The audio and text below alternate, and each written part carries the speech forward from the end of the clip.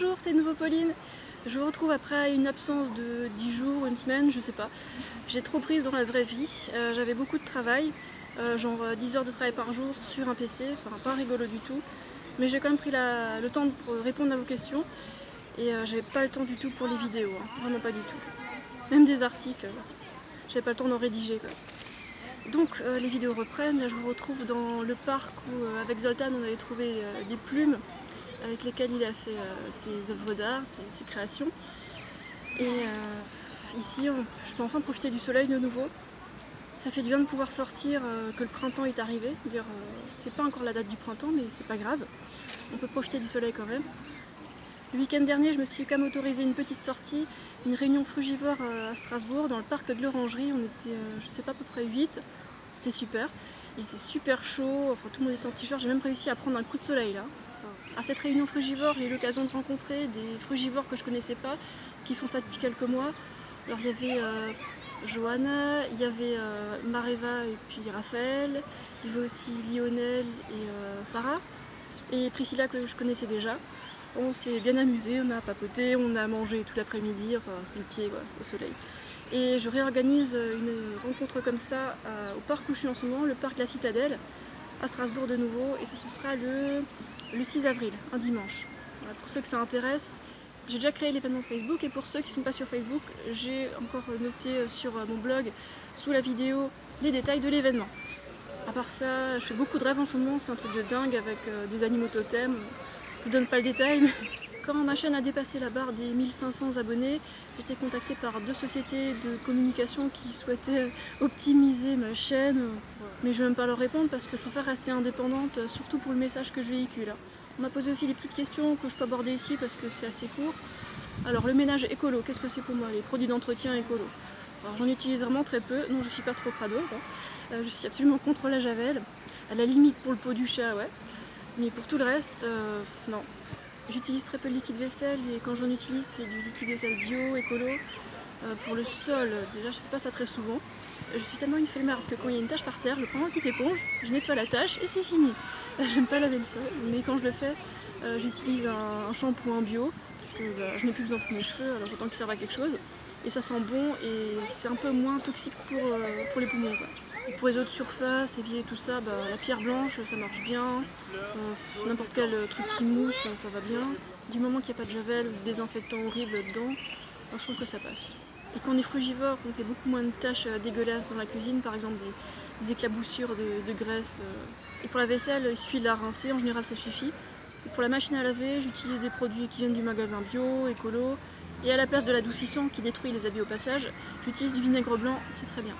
On m'a demandé aussi un petit update sur les règles, comment ça a évolué depuis la dernière fois que j'en ai parlé. C'est vrai que la vidéo commence à dater un peu, c'était l'été dernier. Alors chez moi, j'utilise rien du tout, avec une jupe longue ou alors un pantalon très ample. Et ça fait quasiment pas de taches sur les habits, sur le lit. Ça se passe très bien. Et quand je sors et que je mets des habits un peu plus chic ou tout ça, par exemple des pantalons serrés, des jupes courtes, tout ça, je mets la coupe menstruelle, c'est propre, c'est écolo, je la supporte bien. Et mes règles durent 2 jours, tous les mois, comme c'est le cas quand on a une alimentation hypotoxique. Ensuite, pour le maquillage. Le maquillage, c'est pas trop mon truc, j'essaie d'en mettre le moins possible. Et quand j'en mets, c'est forcément bio et vegan maintenant. Tout le reste, j'utilise plus, j'ai balancé, c'est hors de question que je m'intoxique, que je fasse souffrir des animaux, rien que pour me maquiller, pour me rendre soi-disant plus belle, quoi. Et quand je dis que je jette ces produits pas vegan, pas bio, je vais pas les utiliser, c'est pas du gaspillage, c'est vraiment horrible comme produit, hors de question que je les réutilise et que je les porte et que je les colporte. On me demande aussi de temps en temps quels sont les livres importants à lire sur le frugivorisme, le crudivorisme. Il y en aurait certainement plein à citer, mais j'estime que la base suffit. Connaître les principes de l'hygiénisme, du frugivorisme, du crudivorisme, c'est amplement suffisant pour comprendre comment on fonctionne, comment le corps réagit à tel ou tel aliment, comment se passe la détox. Quand on me pose cette question, je réponds allez lire le guide du frugivorisme qui est disponible sur le site de Thierry, le site vivrecru.org. Et il est aussi disponible en PDF gratuitement en téléchargement sur mon site. Et le deuxième livre que je conseille, c'est The 80-10 Diet de Douglas Graham. Il n'a pas encore été traduit en français, c'est dommage. Je me suis proposée auprès de l'auteur pour le traduire, mais pas de réponse, alors tant pis. Il existe aussi d'autres livres très intéressants sur ces sujets-là, mais j'estime que c'est suffisant de connaître les bases, les principes fondamentaux, pas la peine de chercher de midi à 14h, les choses sont vraiment très simples. On n'a pas besoin de tout comprendre pour faire les choses correctement, à moins qu'on ait une maladie assez particulière et qu'on ait besoin de chercher des ajustements pour permettre à l'homéostasie de se rétablir naturellement. On m'a aussi posé la question sur le greenwashing, qu'est-ce que je veux en dire ? Quand on fait des pubs pour vendre des produits polluants en disant qu'ils sont écolos, non, quoi. Ça c'est du greenwashing. Par exemple, montrer une voiture qui circule au milieu de la verdure, non, c'est polluant, même si elle pollue moins, elle pollue. Parce que consommer, c'est polluer. Acheter des choses dont on n'a pas besoin, c'est polluer de manière inutile. Et c'est aussi pour ça que depuis 2 ans, quasiment tout mon budget va dans l'alimentation. Dire les fringues, de temps en temps, ouais, mais plus comme avant. Tout ce qui est informatique, appareil, ça me gave d'avoir des gadgets de toute façon. Alors je garde le strict minimum pour échanger sur internet quand même.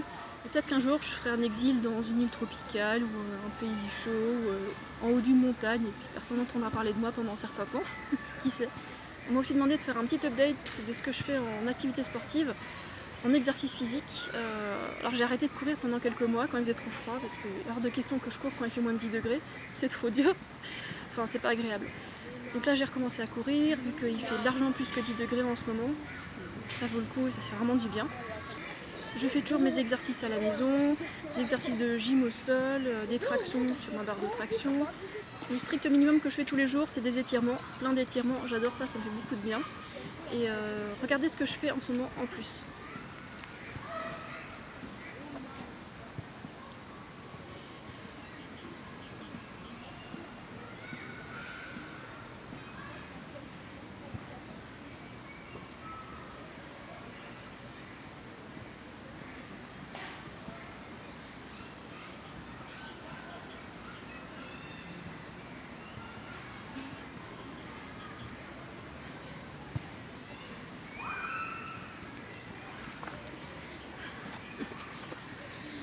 Voilà le poirier. Alors, j'ai mis quelques semaines à commencer à y arriver et puis à le faire un peu plus correctement en se cassant pas la gueule. Mais ne faites pas ça chez vous, c'est vraiment dangereux quand même parce qu'il y a le cou qui porte quasiment tout le poids. Faites-le avec un coach si vous voulez le faire, mais pas tout seul, par pitié. Comment j'ai réussi à faire le poirier ? J'ai commencé par faire du gainage. On fait surtout des abdominaux, les muscles qui nous tiennent bien droit. C'est important d'avoir les muscles du tronc bien développés pour faire ce genre d'exercice. Et ce que je compte faire par la suite, c'est marcher sur les mains. Ça c'est notre paire de manches, je vais mettre quand même plus de temps à y arriver, mais c'est prévu. L'alimentation physiologique, elle ouvre tellement de perspectives, ça donne envie de faire plein de choses. Autre chose, à propos de Facebook, vous avez sûrement remarqué que j'ai ouvert ma page depuis à peu près un mois. J'ai cédé à la pression, je comptais pas trop y retourner parce que j'ai peur de perdre tout mon temps, mais je suis plus du tout accro, alors tant mieux. Je me connecte 1 ou 2 fois par jour, pas très longtemps, et puis voilà, je poste mes liens et tout ça pour participer quand même, et ça peut être pratique pour les événements, les photos et tout ça. Et une petite remarque sur les commentaires sur YouTube et Google+. Alors il y a des personnes qui ont des paramètres de sécurité tellement restrictifs que je peux même pas leur répondre par message privé ou alors dans les commentaires sur la vidéo. Alors s'il vous plaît, quand vous posez une question et que vous voulez une réponse, réglez vos paramètres correctement, que je puisse vous répondre, quoi. Là je réfléchis à des sujets pour des futures vidéos et je me demandais ce qui vous intéressait. Par exemple, je comptais vous parler de l'évolution de mon alimentation en quelques années, toutes les étapes par lesquelles je suis passée. Je pense que ça intéresserait pas mal de personnes. J'ai remarqué aussi qu'il y avait plein de chaînes YouTube de frugivores qui se créent en ce moment, plein de gens qui font des vidéos et qui racontent comment ils font, c'est super. Il y a 2-3 ans, il y avait quasiment que Thierry. L'année dernière, il y avait une dizaine de chaînes frugivores à peu près. Maintenant, je pense qu'on a une trentaine. Les gars, les filles, continuez à faire vos vidéos, c'est génial.